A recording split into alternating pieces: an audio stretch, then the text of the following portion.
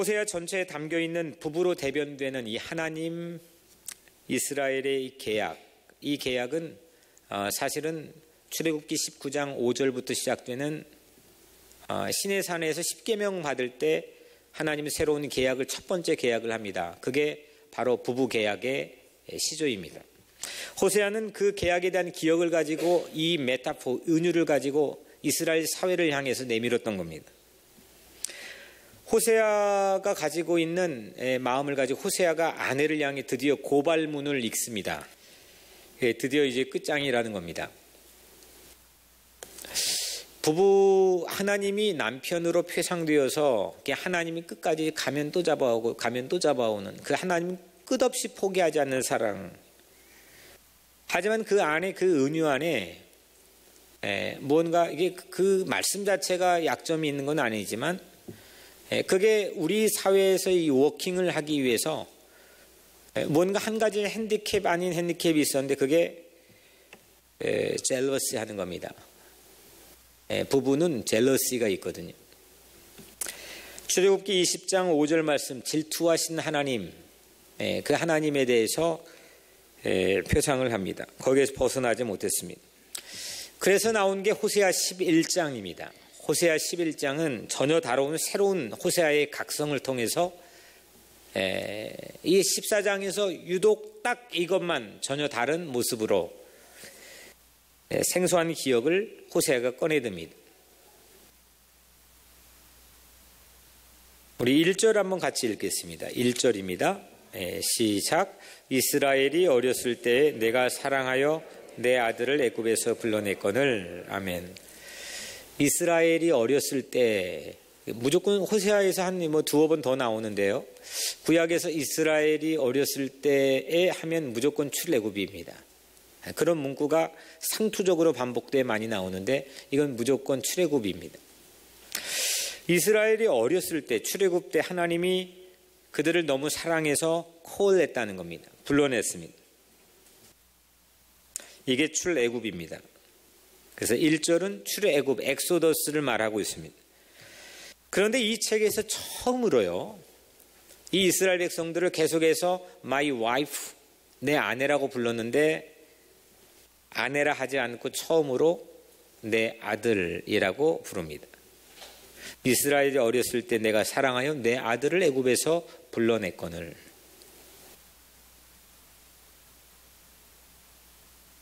남편과 아내 부부관계로 하나님과 이스라엘 백성들의 관계를 빗대었던 호세아가 새로운 각성을 합니다. 그리고 꺼내든 히든 카드가 어버이와 아들의 관계입니다.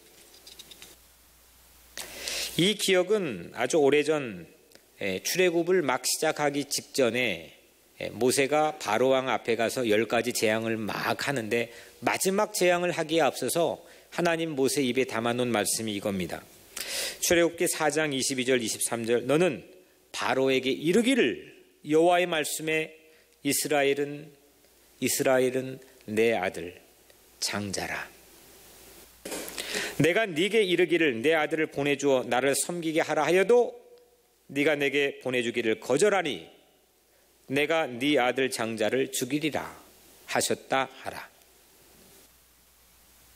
하나님이 처음으로 이스라엘 백성들을 내 아들 장자라 이렇게 말씀했습니다. 그런데 여기에서 가지고 있는 한 가지, 또 마찬가지로 우리 각자의 삶으로 이 말씀을 가져와서 우리가 적용하는 과정에 쉽게 오류를 범할 수 있는 취약점은 하나님이 이 아들을 얻기 위해 또 아들을 죽였습니다. 10번째 재앙이 뭐죠? 이집트의 모든 장자들을 죄다 죽였습니다. 무참하게 죽였습니다. 이 말씀의 근거를 가지고 강자들은 오랫동안 전쟁을 일으키는 명분을 삼았습니다. 하나님이 아들을 얻기 위해서 무언가를 심판했다는 것. 십자군 전쟁도 이 말씀의 기반을 가지고 그 명분을 얻어서 일어났습니다. 이 말씀 자체가 잘못된 건 아닌데 이 말씀을 사용하는 사람들이 핸디캡을 보여줬습니다. 다윗도 이 아들 은유, 이 아들 메타포를 사용했는데 시편 2편 7절 찬양도 있는데 아주 유명한 말씀입니다. 내가 여호와의 명령을 전하노라. 다윗의 시죠. 여호와께서 내게 이르시되 너는 내 아들이라 오늘 너를 낳았도다. 마찬가지로 하나님께서 다윗을 통해서 너는 내 아들이라 오늘 내가 너를 낳았다. 이 엄청난 은혜로운 말씀을 주셨는데 이 말씀을 사용한 또 사람들이 바로 그 9절 말씀, 시편 2편 9절 말씀 보면 그릇을 깨트리고 이방 나라들에 대한 희생을 동반했습니다.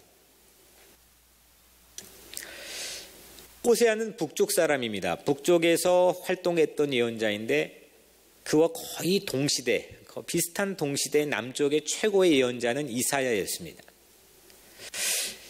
그 이사야가 마찬가지로 이 아들 은유를 사용했는데 이사야 1장 2절 말씀에 내가 자식을 양육하였거늘 그들이 나를 거역하였도다.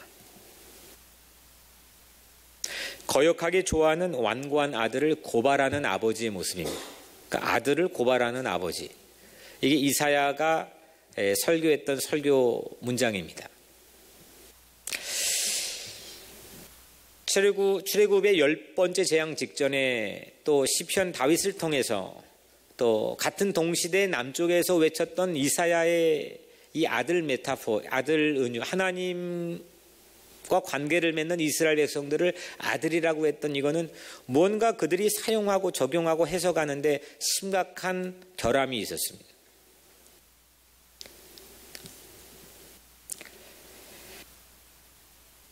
그래서 오늘 호세아는 전혀 새로운 신학적이고 신앙적인 우리로 치면 새로운 깨달음 돌을 텄습니다. 그리고 11장을 딱 하고 내놓은 겁니다. 당시 이스라엘 백성들은 이제 호세아가 처음에 고멜이라고 빗댄 거죠. 잡아놓으면 또 나가고 또 나가는 고멜. 근데 아들이라고 불렀는데도 별반 다르지 않습니다. 2절에 선지자들이 우리 한번 2절 같이 읽겠습니다. 시작. 선지자들이 그들을 부를수록 그들은 점점 멀리하고 바알들에게 제사하며 아로새긴 우상 앞에서 분향하였느니라. 아멘. 아무리 불러도 다른 자들이 부르니까 아버지 버리고 그냥 가버립니다. 부를수록 그들이 점점 더 멀리했다. 바알들에게 제사하고 아로새긴 우상 앞에서 분향했습니다. 우리 3절 한번 같이 읽겠습니다. 시작. 그러나 내가 에브라임에게 걸음을 가르치고 내 팔로 안았음에도 내가 그들을 고치는 줄을 그들은 알지 못하였도다. 아멘. 출애굽 직후에 광야에서 그 40년 광야에서 받았던 사랑을 호세아가 추억을 합니다. 그때 걸음마를 가르치고 걸음마는 걷는 방법입니다. 걷는 방법에 법이 있는 거죠. 그게 출애굽기 19장의 10계명부터 시작되는 24장까지 사회적 약자를 보호하라는 법입니다. 이거는 이스라엘 백성들의 심장입니다. 그게 걸음마를 가르치는 겁니다. 그리고 내 팔로 안았음에도 포대기로 업고 어르고 안아주고 그렇게 보냈던 요람이 40년 광야의 터전이었습니다. 길도 없는 어디로 가야 될지도 막막한 어떻게 살아야 된 how to live 어떻게 내가 살아가야 될지도 모르는 그 광야에서 그 법과 걸음마를 알려주고 때론 안아서 얼러서 거기에서 길렀고 양육했던 하나님의 사랑을 받았던 그 아들들이 이스라엘 백성들이었습니다. 그런데 지금 문제는 이스라엘 백성들이 그때 어버이를 전혀 기억하지 않는다는 겁니다. 안중이 없습니다.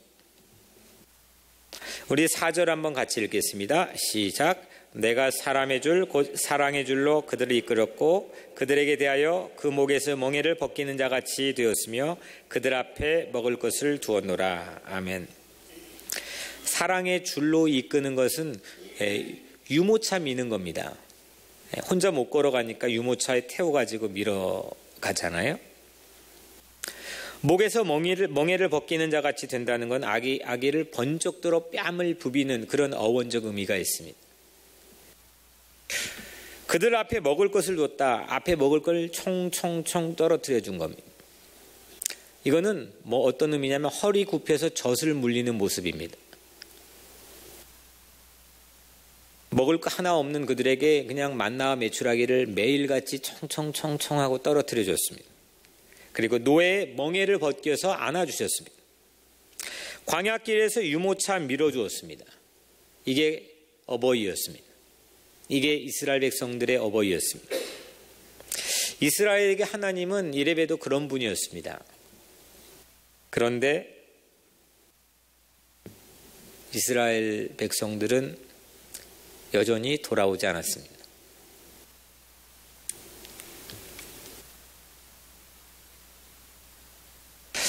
오절에 그들은 애굽 땅으로 되돌아가지 못하겠거늘 내게 돌아오기를 싫어하니 아수르 사람이 그 임금이 될 것이라. 그들은 과거 이집트의 고기 가마로 여전히 돌아가고 싶어 했고 아수르 제국과 외교하며 의지하고 싶어 했습니다.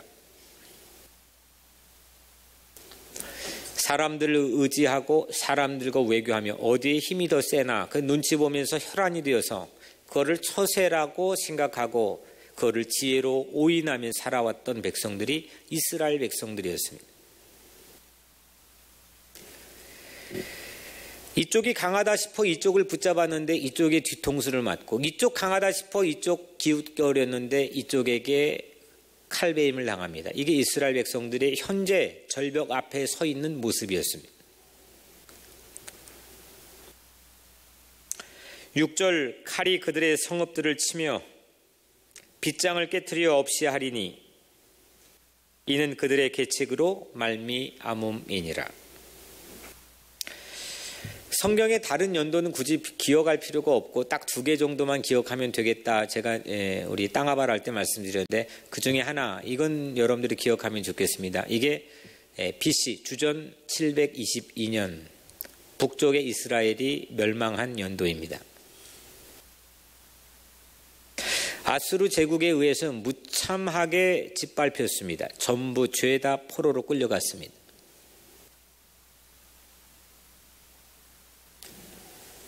그런데 그걸 바라보고 예고를 하는 건데 지금 호세아가 자업자득이라는 겁니다.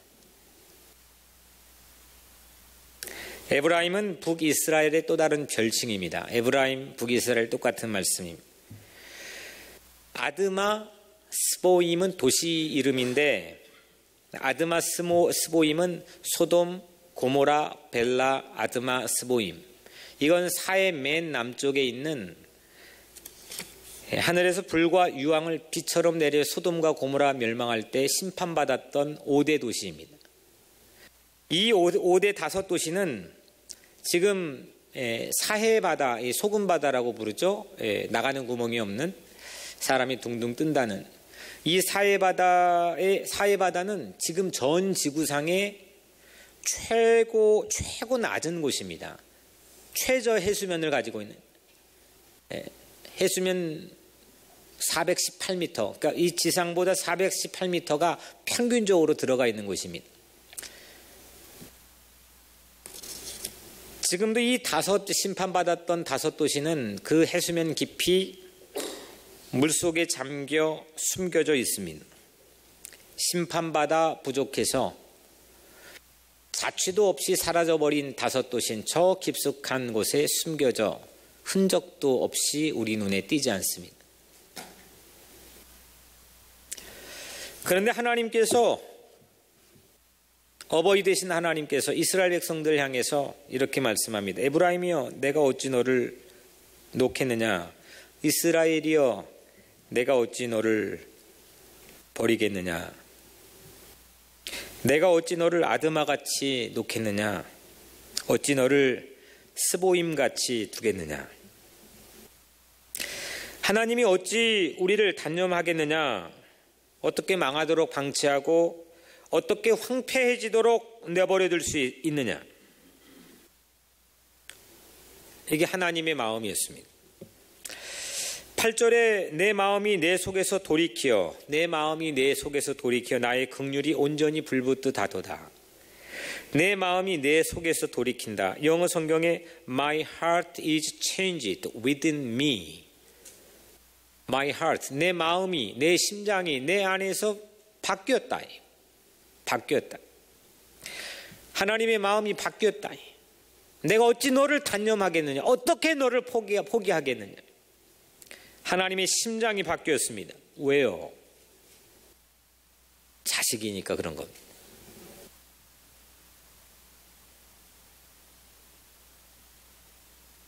부부 은유로 표상되어 또 잡아오고 또 잡아오는데도 불구하고 하나님의 아파하는 사랑을 전혀 다른 출구를 찾지 못했던 이스라엘 백성들에게 유일한 출구는 내 마음이 내 속에서 돌이키어 나의 긍휼이 온전히 불붙듯 하도다. 하나님이 돌이키시는 수밖에 없었습니다. 하나님의 심장이 바뀌는 길밖에 없습니다. 하나님의 마음이 단념하는 길 위에는 없었습니다. 왜냐하면 자식이기 때문입니다. 긍휼이 불탔습니다. 여기 윤년의 1950년경인가요? 제 연도는 정확히 기억이 안 나는데 너무 오래전에 책을 읽어서 필립스 트리블이라고 하는 세계적인 구약학 교수가 있었습니다. 이 구약학의 여자 교수에 의하면 긍휼이라고 하는 이 말, 긍휼이 온전히 불붙듯 하도다. 이 긍휼이라는 말은 히브리어로 레햄인데 이 레햄 비슷하죠. 라함에서 왔습니다. 이 라함이라고 하는 뜻이 어머니의 자궁이라는 뜻입니다. 영국에서 저는 아이를 출산하는 것을 봤습니다. 첫째는 한국에 낳기 때문에 보진 못했지만 쌍둥이 어떻게 난 거 못 보셨죠? 배를 쭉 가르더니 거기서 한 명을 꺼내더니 first, 그 다음에 1분 있다가 또 한 명을 어디서 찾아가지고 꺼내더니 second, 이렇게 출산 제왕절개하는 걸 봤습니다. 물론 아내는 막 입술을 사시나무 떨듯이 떨고 하여튼 그랬습니다. 둘째는 자연분만을 했습니다. 두 번째 자연분만을 했는데 제가 그걸 영국은 여기하고 시스템이 완전히 다릅니다. 그걸 제가 들어가서 보면서 남자가 꼭 한번 체험해 봐야 되는 중요한 순간이라고 여겨졌습니다. 이게 둘째 날 때는 보니까 나중에 이제 지나고 나서 제 아내가 저희 들려준 얘기인데 그 딴에는 저한테 좀 멋있게 보이려고 좀 폼도 잡고 그랬다고 그래요. 막 너무 추한 모습 보이지 않으려고. 첫째 때 너무 난리를 펴가지고. 근데 제가 그 방에 들어가 보면서 이게 정말 생명을 낳는 이 신비로움이라는 것이 정말 경이로웠습니다. 이 자궁은 신비롭게 생명을 출산하는 자리인데 그냥이 아니었습니다. 뼈가 으스러지는 산고의 고통, 산고의 고통이란 흔한 말로 표현되기가 좀 쉽지 않는데 정말 온몸의 뼈가 으스러지는 산고의 고통을 통해서 한 생명이 겨우겨우 출산했습니다.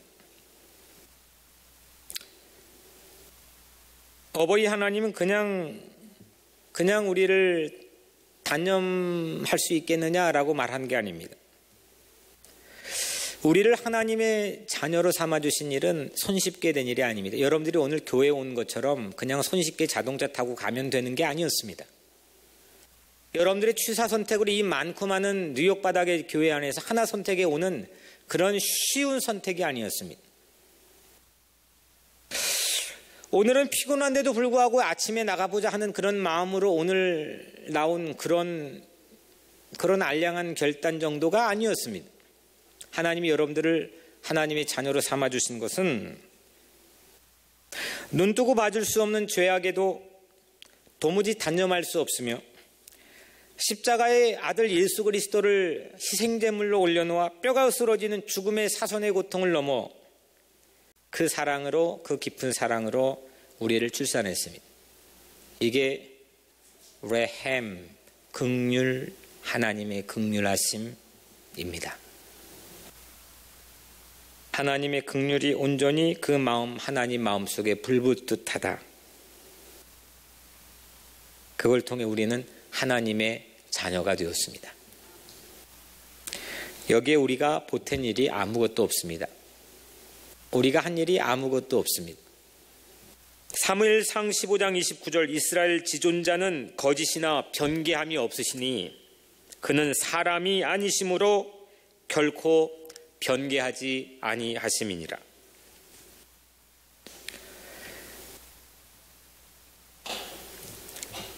그분은 지금 우리 가운데 계십니다. 이는 내가 하나님이요 사람이 아님이라. 네 가운데 있는 거룩한 이니. 우리 가운데 계시는 거룩하신 분 하나님,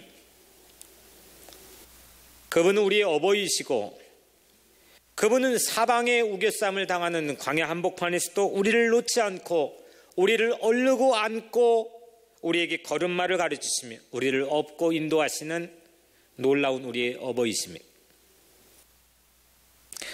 네 가운데 있는 거룩한 이니 진노함으로 내게 임하지 아니하리라. 우리가 믿을 수 있는 것은 그래서 사람이 아니라 이토록 우리를 사랑하셔서 우리를 거듭나게 하시는 하나님이신 것을 이 시간 여러분들 마음으로 받아들이시기를 바랍니다. 이스라엘 백성들처럼 사람과 외교하고 이쪽 저쪽 기웃, 이리 기웃 저리 기웃, 뭐가 더 강할까 재고 계산하면서 그걸 사람의 세상의 처세술로 생각하고 그걸 정치로 생각하고 외교를 생각하며 살아가는 이 땅에 형편없는 이 인류를 포기하지 않고 단념하지 않고 우리를 붙들고 사랑하시는 그분이 우리의 희망이십니다.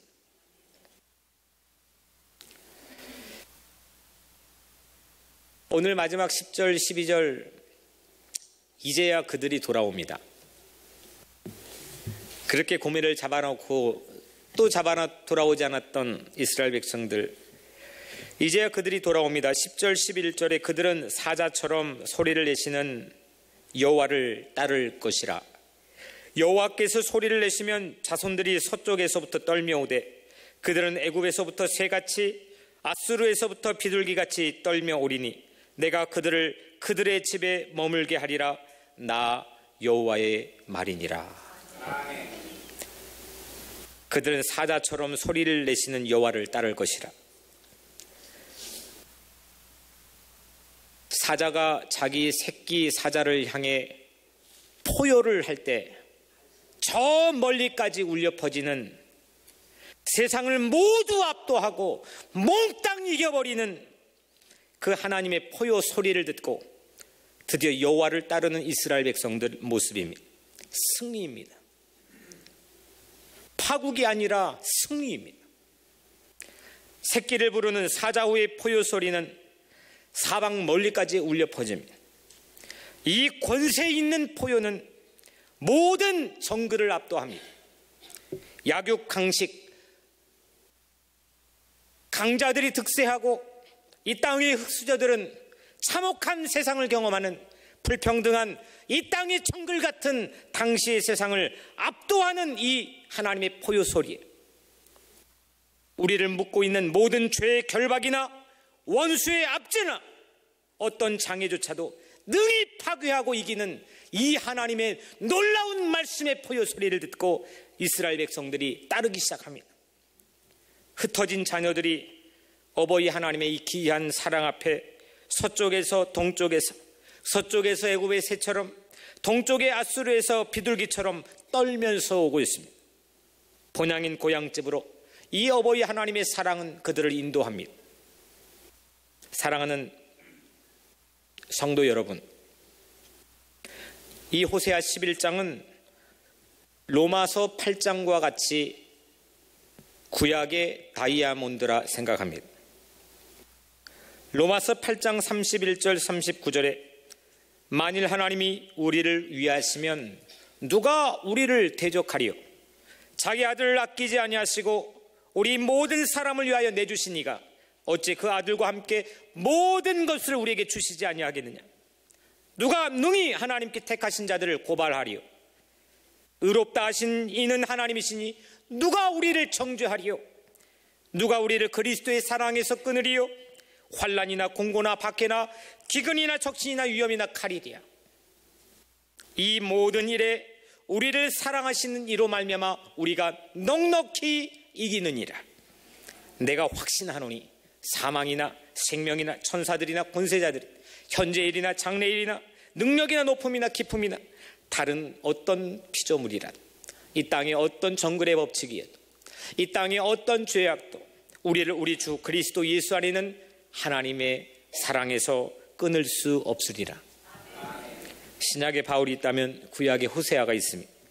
하나님의 사랑을 가장 깊이까지 가 그 언어의 두레박으로 길어올린 이 호세아는 구약의 바울입니다.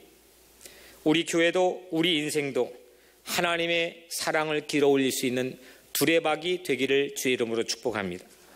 사자가 이 시간 울부짖는 포효 소리를 들으시길 바랍니다. 하나님은 오늘 이 메시지를 통해서 우리에게 포효하고 있습니다. 우리를 부르고 있습니다.